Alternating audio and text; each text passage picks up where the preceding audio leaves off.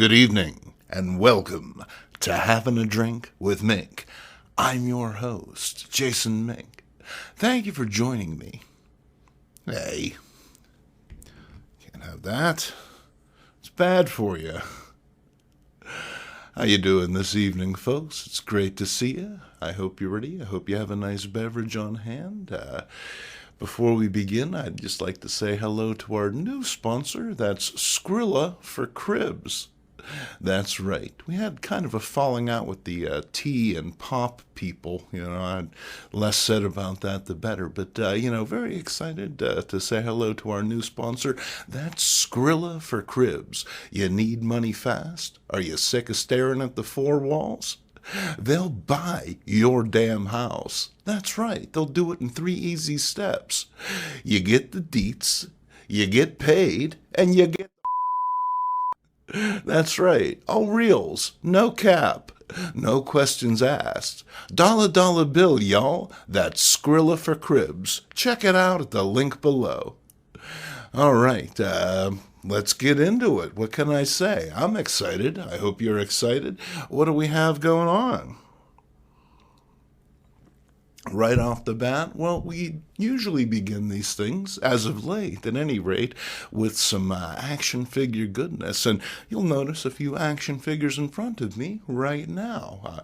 Got ambitious, and I imposed upon OG Supreme and younger brother Dennis Miller to use his printer and scanner, and I printed myself out a few stickers. Superman, Captain Marvel, looking better than ever with nice new stickers. And also, well, I made myself, if you know me, you know I'm a fan of those Atlas Comics. And you know me, so you know I'm a fan of those Atlas Comics. And my favorite Atlas character has always been John Target Manstalker, and I discovered that I was able to put together a pretty nifty John Target Manstalker using parts from, Classic TV Toys. That's right. Put the link in the description below there, Larry. Thank you so much. That's Classic TV Toys. I was able to put this guy together. They had all the parts that I needed to assemble this character. I'm super excited to add him to my Migos. I had to do a little bit of work. I actually sculpted the goggles, and then I painted the head to match the rest of the getup. I printed out the emblem myself. Once again, I imposed upon Dennis Miller for a little bit of help there. But when all is said and done, I'm super excited. What can I say? That's a little bit of Mego goodness, a little bit of Atlas goodness, a little bit of I'm going to put you down there because you don't stand up so good on your own goodness. Okay, what next? Well, we have a few old comic books. That's right. Who would have thunk it? I stopped down at my local comic book shop. That's Ides Entertainment in downtown Pittsburgh. And whenever I'm in downtown Pittsburgh, I make it a point to look through their wonderful selection of comics, books, music, video games, toys, and more. I happen to pick up this wonderful Archie. This is issue number 130. And Archie, encountering the automatic jukebox. It's the self-feeding, self-selecting. Archie says, I think the push-button age is getting out of hand. It's hustling him for $1. Poverty. It never goes out of style, does it, folks? All right, what's next? Oh, it's another Archie. And here the kids are, shaking their booties down to the ground. As was the style at the time. Oh, yeah. We have a couple fantastic crime comics. We're starting off with Crime Does Not Pay with this epic Charles Biro cover. And, man alive, you see something like this and you think maybe that Wortham guy wasn't so far off base after all. Holy smoking Joe in the morning. It's the magazine with the widest range of appeal for maniacs and sadists, clearly. And then we have another, Major League Charles Biro cover. This is Crime and Punishment. Crime does not pay. Obey the law. And this comic, it tells you right here in very small print, is dedicated to the eradication of crime, even though the awfully large picture sure seems to be sensationalizing it. These are true criminal cases. Mike, you worry me. You got yellow ways. You got too much respect for the blue boys. You are liable to end up as a finger louse and stick us all in the hot seat. And tell him to let go of my arm, or I'll have to give it to him, too. And look at poor Jimmy Olsen here. Holy cow! Where's that signal watch when you need it, huh? Z indeed. And here's something a little bit outside of my usual purchasing habits, but I was very happy to add this. Back in the day, Topps came out with a mini-series based on the old Mars Attacks cards. And they actually, just to remind you, well, ooh, I didn't like the sound of that, reprint those cards on the interior here. As great as the story is, I can't help but feel I would have been thrilled to just have every one of those cards reprinted full size on a page like this. But nonetheless, it's a great little 5-issue mini-series. Happy to add it to my collection once again. No idea what happened to the originals. Sure they're out there somewhere. You may even have a copy of them. And what next? Ladies and gentlemen, one of my favorites, it's those Tower teen humor comics that I can't get enough of. Here's Tippy Teen, that's right, and her boyfriend Tommy, and he's making a love equation. All right. And speaking of Tippy, it's Tippy's friend GoGo. And here GoGo completely throwing Animal under the bus. Brutal. Animal, I'm feeling a bit chilly. Would you run inside and get me Chuck Davis? Wow. What does he have that Animal doesn't? I mean, other than eyes. But, yeah, Sam Schwartz artwork. Very excited to add this to the collection. And then, speaking of GoGo, this is actually a no-go. This isn't a Tower comic at all. This is a Teen's Top Comic pinup contest. Join the in-crowd. It's a GoGo. I have no idea who even published this, to be honest with you. Some kind of weird 1960s book, but funny artwork. We got sexy gals, we got monsters, and then we got Ringo and David McCallum, all your favorites. You know, I'm sure you still got the poster up on your wall. Absolutely, at least inside your closet door. But perhaps I've said too much. Okay, next up, I'm really excited. This came early. I wasn't anticipating this until Monday. Hey, it's the creaky chair, ladies and gentlemen, speaking up on its own behalf. But I had a surprise package from Mr. Craig Bond. And Craig is an old guy in good standing. He's been a member of the group for a good long time. He posts a lot. And he said, hey, can I send you a few books? And me being me, well, I said, yeah, by all means, send them my way. So, let's get to it. I have Stabby Joe right here, and we're going to cut this box open in probably like 4, 8, maybe even 64 times. We're going to speed right through it, because otherwise, well, sitting here watching me open a box, kind of boring. Even if you are drunk. And I hope you are.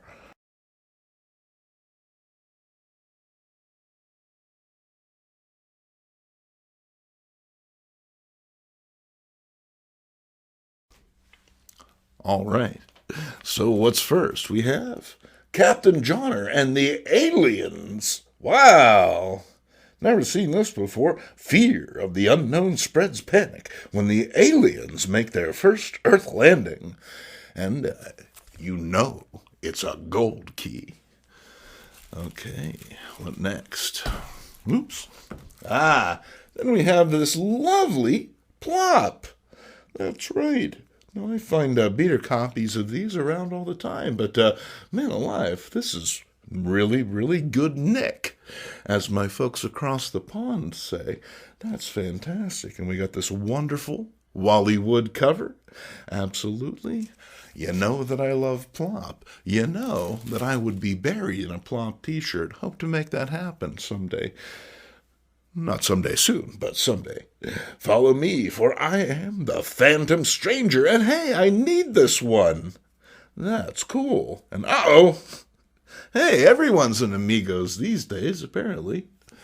Very nice. And then what do we got here? Oh, it's a Wonderland Comics. Whoa. 52 pages of fun. Wow. Apparently that acid I took wasn't bunk after all. Yeesh.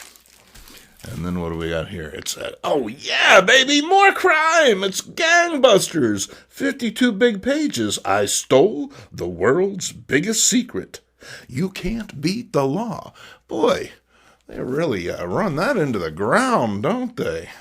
Sheesh. As if we're really that influenced by comics, huh? Then what do we have here? It's Strange Mysteries. Wow. And this has got the seal of quality. It's a super comic. Can't say that I've ever seen this, but I gotta say, I love it. It has that weird, mysterious, dreamlike quality that it's familiar, but at the same time, something I've never quite seen before.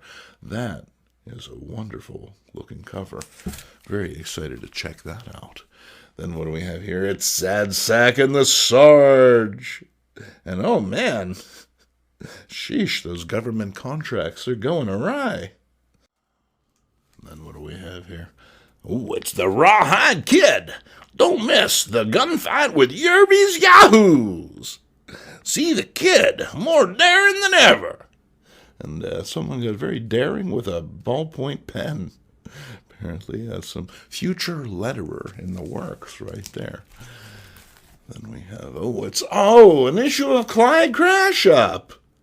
Nice. I've seen this book a number of times posted in the Old Guys Who Like Old Comics group. Never had the opportunity to read it. Never had the pleasure. And this belongs to Irene LeBaron. So, Irene, if you're out there, let me know, and we'll get you your comic book back. I hope she doesn't call. I don't really want to give it back. Then we have, 77 Sunset Strip. Kooky, lend me your comb. That's right. What a book that is. That's a knockout. And that's one of those Dell photo covers that folks, they just can't get enough of. Ephraim Zimbalist, Roger Smith, and, of course, Ed Kooky Burns. We just can't get enough of them, can we, America? Then we have the giant action issue. It's all new, Captain Marvel. Hold still, Billy, I'll save you. What's he gonna do? He's bound to a table. Hold still. Sheesh. A Myron Fast publication, folks. And then what do we have here? Oh, it's the Shroud of Mystery. Holy wow. I don't even know where to begin here. Ulysses caught in the clutches of Cyclops. Wowee. And I really like that font. Then we have, excellent. It's the Marauding Mallard of Vengeance, Destroyer Duck. And I need this one. So very, very happy to add this to La Collection. Then we have, Superpowers, Steppenwolf Strikes. Check out that late period Kirby action. And actually, they let him draw Superman's face this time. Wow. You know you're really coming up in the world when, they give you that degree of responsibility. They never let me draw his face. Then what do we have here? It's the Champions. And issue number 8. And another lovely purple cover.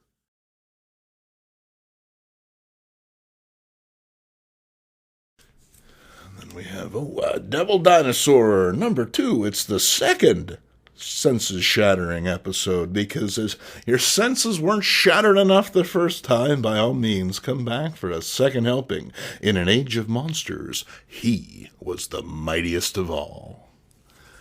Certainly the reddest. Okay. What's next? We have Combat Casey.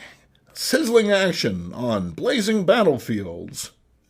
Actually, it looks more like a Three Stooges routine. The Fighting Infantry's Red Bearded Idiot. Oh, Riot. The Red Bearded Riot. That's Combat Casey, folks. Except no substitutes. And following that, we have, oh, baby, look at this. Very, very nice copy of Classics Illustrated. Just in time for me to fake my book report. It's Dr. Jekyll and Mr. Hyde. And these definitely class up any old guys who like old comics collection, for sure. Add this to the archive. I have a few of these. Certainly nothing quite this moody or atmospheric. You know, it's funny because apparently his alter ego is a slightly older and more concerned version of himself. So, you know, sometimes these classic editions, they're not quite as potent as the original. By all means, read a real book today, folks. Then we have Marvel Spotlight on the most mysterious superhero of them all. It's the Scarecrow, and a spine-chilling spectacular. Is he man or a demon born from the darkest pits of hell? Well, why can't he be both? Nice. Very excited to check this one on out. That's number 26, Marvel Spotlight. And then wrapping things up, why, it's the Creeper! And the many faces of Proteus. And tying it all together with another purple cover. Well, that is fantastic. Thank you so much, Craig. It's always wonderful to get comic books. Certainly excited to be able to tuck into these. And you never know. You just may see a few on an upcoming episode of Comics for Breakfast. Speaking of, Comics for Breakfast is back this Sunday. That's right. I hope to see you there. I'm Jason Mink, and I'll catch you next time. Oh,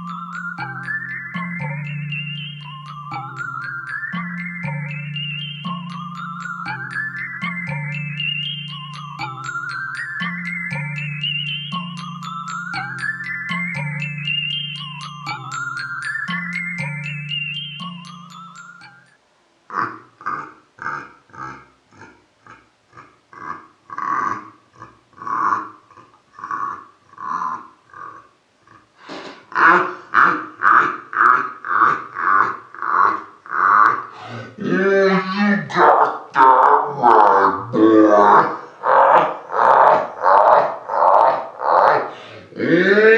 know